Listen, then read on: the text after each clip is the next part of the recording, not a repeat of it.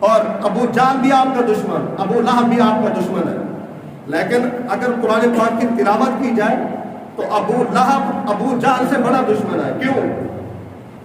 کہ ابو لہب کا ذکر اللہ رب العالمین نے نام لے کر فرمایا ہے اور ابو جہل کا نام لے کر اس کی مذمت نہیں فرمائی۔ وہ ابو لہب حضور کی دشمنی کے اندر اتنا آگے بڑھ گیا کہ آپ حضور علیہ السلام کے ساتھ بغض اور حسد اتنا زیادہ اس کا بڑھ گیا کہ حضور علیہ السلام کو ایک دن کہنے لگا کہ اے محمد تبت یدک یا محمد، اے محمد تیرا ہاتھ ٹوٹ جائے۔ اب حضور صلی اللہ تعالیٰ علیہ وسلم رحمۃ للعالمین ہے، آپ نے کوئی جواب نہیں دیا، آپ نے کوئی جواب نہیں دیا، خاموش رہے۔ اور حدیث پاک کے اندر موجود ہے کہ جب دو آدمیوں کی آپس میں کوئی تکرار ہو جائے، کوئی بات ہو جائے، کوئی آپس میں مخالفت ہو جائے جو ہے نا، تو جب تک ایک بولتا رہے دوسرا خاموش رہے تو اللہ رب العالمین فرشتوں کو حکم دیتا ہے کہ یہ جو خاموش ہے نا تو کہ تم جا کر اس کی طرف سے اس کو جواب دو۔ جب تک وہ خاموش رہتا ہے تو اللہ رب العالمین، یہاں پر حضور خاموش ہے، یہاں پر اللہ رب العالمین نے فرشتوں کو حکم نہیں دیا کہ تم جا کر جو ہے نا میرے محبوب کی طرف سے جو ہے نا جواب دو، کیونکہ اللہ رب العالمین نے پہلے فرمایا واللہ یعصمک من الناس، کہ اے محبوب آپ کے محافظ ہم ہیں۔ اب جب ابو لہب نے حضور کو کہا کہ اے محمد تیرا ہاتھ ٹوٹ جائے، تو اب یہاں پر حالانکہ اللہ رب العالمین کا دستور یہ ہے، قانون یہ ہے کہ جب کسی نبی کی مخالفت ہوتی ہے، کہ جب کسی نبی کے سامنے دشمن آتے ہیں تو اللہ رب العالمین جناب جبریل امین کو حکم فرماتا ہے کہ جب جناب یوسف کو بھائیوں نے کنویں کے اندر پھینکا تو اللہ رب العالمین نے جناب جبریل امین کو حکم دیا کہ اے جبریل امین فوراً پہنچو۔ جب جناب ابراہیم علیہ السلام کو آگ میں ڈالا جانے لگا تو اللہ رب العالمین نے جناب جبریل امین کو حکم فرمایا کہ اے جبرائیل فوراً میری خلیل کی بارگاہ میں پہنچو۔ جب جناب اسماعیل علیہ السلام کے گلے پر چھری چلانے کا وقت آیا تو اللہ رب العالمین نے جناب جبریل امین کو حکم فرمایا کہ اے جبرائیل فوراً پہنچو۔ لیکن جب باری آئی نا آمنہ کے لال کی،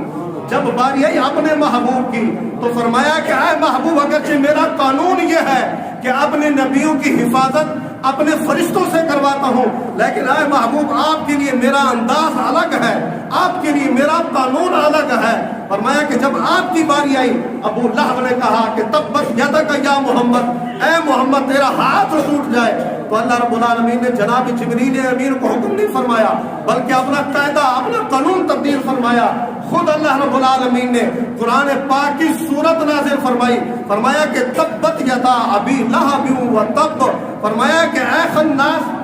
تو میرے محبوب کے بارے میں یہ الفاظ کہتا ہے، تو میرے محبوب کا ایک ہاتھ کے بارے میں کہتا ہے جہاں رب قدیر کی طرف سے حکم ہے تبت یدا ابی لہب و تب، تیرے دونوں ہاتھ ٹوٹ جائے۔ اب ابو جہل نے تو ایک مرتبہ بات کی اور بات ختم ہو گئی، لیکن اللہ رب العالمین نے قرآن پاک کی سورت نازل فرما کر قیامت تک جب تک قرآن پاک پڑھا جاتا رہے گا یہ سورت پڑھی جاتی رہے گی اور ابو لہب کے اسی طرح ہاتھ ٹوٹتے رہیں گے۔ یہ ابو جہل ابو لہب حضور کا کھلا دشمن اور اس کی بیوی بھی حضور کی دشمن۔ اس کی بیوی کا کیا کام تھا؟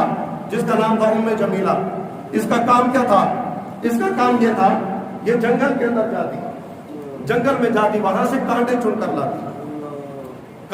کر لاتی اور جہاں جہاں سے حضور علیہ السلام کا گزر ہوتا،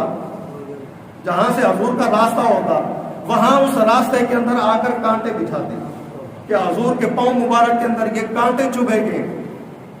چبھیں گے، حضور کو تکلیف پہنچی۔ شوہر آپ کے ہاتھوں کے بارے میں بات کرتا ہے اور بیوی جو ہے نا حضور کے پاؤں کو نقصان پہنچانا چاہتی ہے، تکلیف پہنچانا چاہتی ہے، لیکن اللہ رب العالمین نے اعلان فرمایا ہوا ہے واللہ یعصمک من الناس، کہ اے محبوب آپ کو آپ کا رب جو ہے نا تمام لوگوں کے شر سے محفوظ رکھے گا۔ تو اب تفاسیر کے اندر موجود ہے کہ جب ابو لہب کی بیوی حضور کے قدموں میں کانٹے بچھاتی تھی، حضور کے راستے میں کانٹے بچھاتی تھی، تفاسیر کے اندر موجود ہے جب حضور وہاں سے گزرتے حضور اپنا پاؤں مبارک ان کانٹوں پر رکھتے تو وہ کانٹے نہ رہتے بلکہ پھولوں میں وہ جو ہے نا تبدیل ہو کر رہ جاتے۔